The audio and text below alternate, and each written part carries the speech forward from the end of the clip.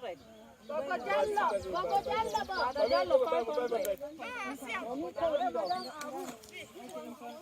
who's taking the record? How much are you taking for 500?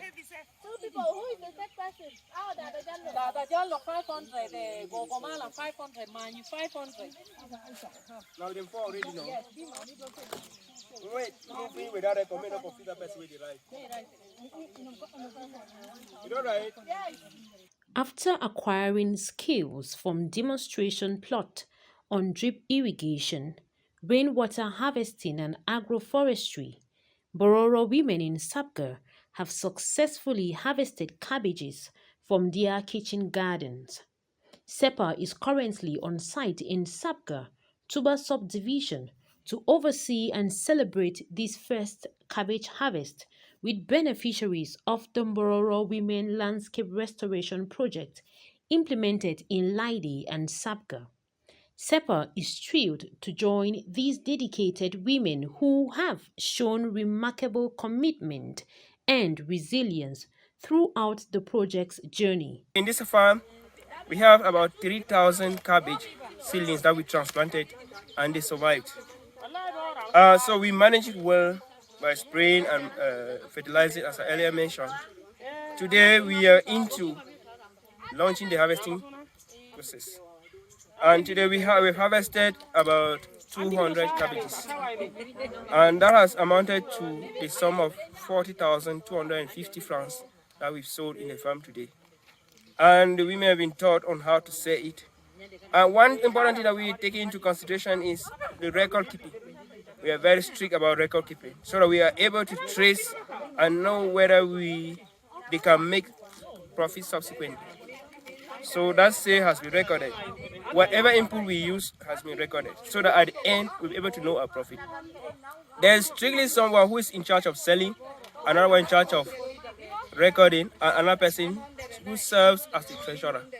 So every time someone needs it, you get to them. Someone will sell, someone will record, and then someone will keep the money. The establishment of this gardening project significantly enhances the nutrition of these minority groups, support efforts to combat desertification, and increases their knowledge of climate change. So we created a nursery with them. We taught them how to manage the nursery. We taught them to know when the crop is ready for transplanting. And all that was done. We later transplanted cabbages and green spices, including leeks, celery, basil, and all the others. So we learned from that transplanting, we go into management, how to manage the garden. We manage it, we use we are doing organic production. That is, we use only cow dung or fowl dropping to boost their growth. We have applied it twice. Along the line, we had challenges with aphids, insects, whereby we use rabbit urine, which has a very bad smell, a pungent smell, to deter the insects that were trying to disturb the crop. And today we have launched the harvesting of this crop. Our agricultural extension officer takes time to highlight the journey so far. Good. This project is titled Mbororo Women Landscape Restoration Project. And we are using passing through Mbororo women as a pathway to restore our land.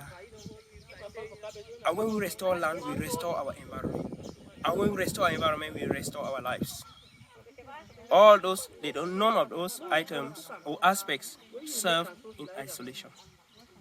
So when we launched this project early this year, we taught these women what climate change is all about.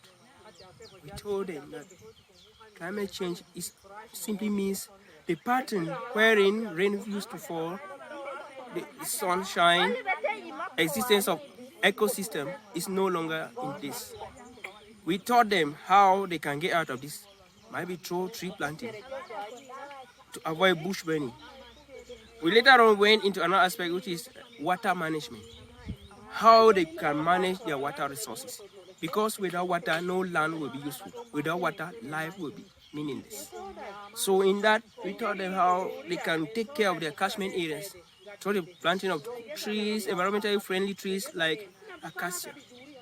That will help to restore water in that environment. And we discourage the planting of trees such as eucalyptus that demands a high quantity of water and has the ability to make that environment become desert, become dry.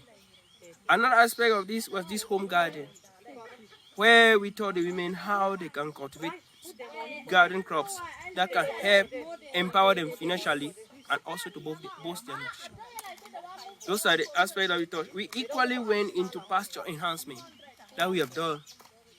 That is to say, when animals they feed on good pasture, they have the ability to send out a reduced amount of greenhouse gases, thereby helping the environment. And equally, planting grasses or pasture means that we are making use of the land, and that is somehow fighting against desertification and conflict. All this pasture enhancement also has a lot to do with, because here we suffer a lot from grazer farmers problem. So if we can have pasture, improved pasture, the animal will have reduced instances of going downhill for grazing, especially during dry season.